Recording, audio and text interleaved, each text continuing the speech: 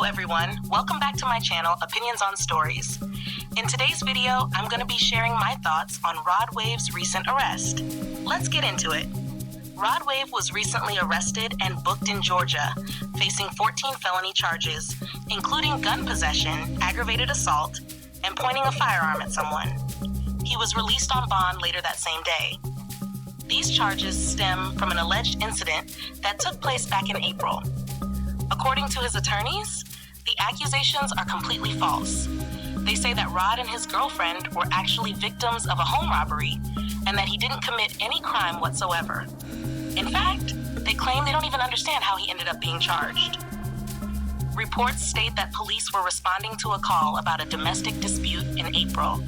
When officers arrived, they encountered a woman believed to be Rod's girlfriend, who told them she had returned home to find the house had been burglarized.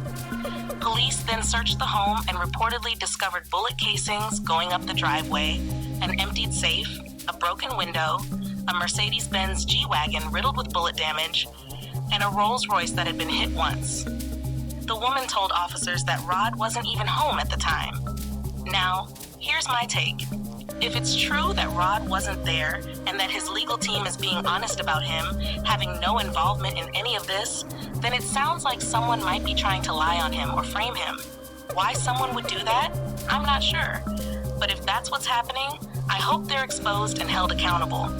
Falsely accusing anyone of serious crimes can destroy lives and reputations. And let's be real, there should be way more consequences for people who make false accusations, especially when it comes to something this serious. I don't think false accusers are punished nearly enough, and that seriously needs to change. But one detail in this story really caught my attention, and I don't think a lot of people noticed it. The number 14 keeps showing up. Rod has been hit with 14 felony charges. The Mercedes-Benz was allegedly hit 14 times. That instantly reminded me of the recent story about Tory Lanez, who was reportedly struck 14 times while in prison. I genuinely don't think this is just a coincidence. There's something strange about that number popping up in these intense situations, but I'll leave that for you to interpret. Now, if Rod actually is guilty and is trying to cover it up by calling it a robbery, that would be really unfortunate. And honestly, it hasn't been long since I talked about Chris Brown's arrest on assault charges on this channel either. It makes me wonder, what is going on in the hip-hop world? Why do some of these artists keep ending up in legal trouble? And if Rod is guilty and this was something he did to his girlfriend, I hate that he was able to walk free on bond. I've always felt like people who commit violent or dangerous acts shouldn't be allowed to bond out so easily.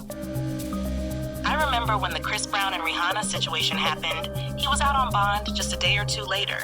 And now, with his most recent arrest, he was also released on bond so he could continue his tour. To me, that sends the message that if you have money, you can just buy your way out of accountability. If people were forced to actually sit in jail and face the full weight of their actions, I think we'd see fewer repeat offenses. Look at Chris. After being released on bond back then, he went on to be involved in several more violent incidents over the years. I believe Rod will go down the same path. Now that he's out, it feels like it's only a matter of time before we hear about another serious incident. And chances are, it'll involve a woman, because he's already been accused multiple times of putting his hands on women. Bond just feels like a loophole for rich people. It's not real accountability when someone with millions can just pay to get out. Losing a few $100,000 or even a couple million doesn't affect them the same way it would affect a regular person. But actually sitting in jail?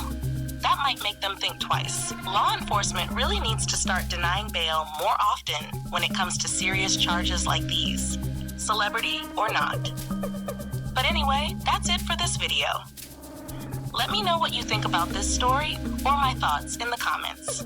I'll leave a link to the full story in the description. If you enjoyed this video, please give it a like, subscribe to my channel, and hit the bell so you're notified whenever I upload something new. Thanks for watching.